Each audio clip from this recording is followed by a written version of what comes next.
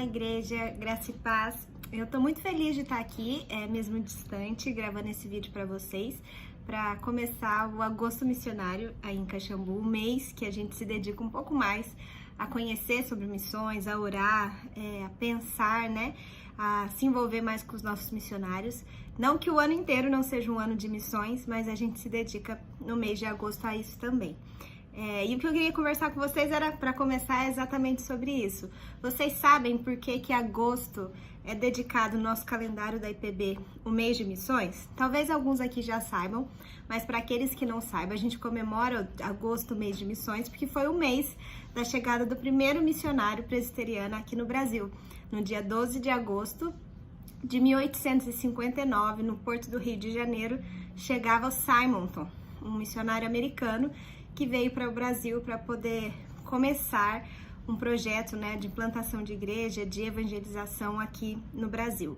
O Brasil já estava no coração da agência missionária nos Estados Unidos, né? Eles já estavam fazendo projetos em vários outros países e estava no coração deles começar um projeto aqui no Brasil também. E Deus moveu o coração de Simonton a vir para o Brasil e a começar esse trabalho aqui.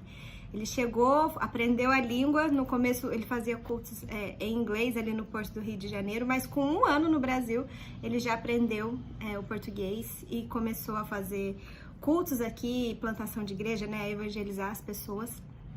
E aí ele pediu reforços para a missão americana para enviar mais missionários aqui ao Brasil. Então no ano seguinte chega novos missionários e assim foi indo, de vários missionários chegarem ao Brasil para começar um projeto de plantação mesmo de igreja, de uma igreja presbiteriana no Brasil e de evangelização, né? O Brasil era um país muito mais católico do que é hoje, e pensa também como que era o Brasil de 1800, né? Um povo com pouca escolaridade, com pouca condição. Então, o projeto dos missionários era também implementar aqui no Brasil uma cultura cristã, né? E de escola, de sociedade, de trazer isso do cristianismo para dentro da cultura brasileira também. Então, naquela época, era permitido que outras igrejas, outras denominações, outras religiões fossem realizadas aqui no Brasil, né? Que as pessoas tivessem direito ao culto. Porém, as igrejas não poderiam ter cara de igreja. Então, a igreja não podia ter sino, a igreja não podia ter torre, não podia ter cruz, mas as pessoas tinham liberdade de poder cultuar em outras religiões. Então é nessa cultura aqui que chegam os primeiros missionários para poder começar esse trabalho no Brasil. E é interessante pensar que, por mais que tivesse essa liberdade, no fundo ali existia ainda um preconceito com cristãos, né? Tanto é que muitos projetos dos missionários eram com escolas, e vocês sabem por quê? Porque os cristãos que se convertiam, eles sofriam preconceito, as crianças sofriam preconceito nas escolas. Então, tinha muitas escolas para os filhos dos cristãos naquela época. Então, Simonton vem para o Rio de Janeiro, mas no ano seguinte ele chama seu cunhado para começar também um projeto aqui em São Paulo, de plantação de igreja aqui em São Paulo, e depois foi se espalhando para o interior. Foram criados muitos colégios, hospitais e diversas coisas hoje da nossa cultura a gente também deve a missionários americanos protestantes que chegaram aqui. E é interessante também que em algumas pesquisas, eu estava lendo um livro recentemente, e conversando com meu pai, eu descobri que nesse livro que um missionário americano esteve em Caxambu. Ele veio a convite do pastor local em 1922 e pastoreou aí junto com ele durante 1 ano e meio a igreja de Caxambu. Então tivemos também um pouco dessa história na nossa própria história, né? Meu pai não sabia disso também, foi procurar nas atas e encontrou esse relato desse missionário americano e pastor americano. O nome dele era Frank Baker, que pastoreou aí junto com o pastor local durante 1 ano e meio, discipulando, fazendo batismo, alguns batismos de pessoas, de famílias conhecidas que temos hoje. E então a gente pode ver que a nossa igreja, né, até de uma forma especial Caxambu também, teve aí na sua história a motivação missionária de pessoas que Deus levantou para poder vir para uma outra cultura, uma outra realidade, evangelizar e propagar o evangelho. A nossa igreja nasceu nasceu disso, nasceu desse movimento missionário. A própria Igreja de Caxambu teve também um pouquinho dessa participação, né, de ter acolhido e de ter recebido esse pastor americano também. Então, não tem como a gente desassociar, né, missões da nossa própria história. É claro que a gente entende que a obra missionária, ela é um trabalho e uma ordenança de Cristo a nós, então a gente faz por obediência, de poder participar dessa missão que Deus colocou aqui na terra, de salvar o seu povo espalhado em várias nações. Então ele nos convida a participar.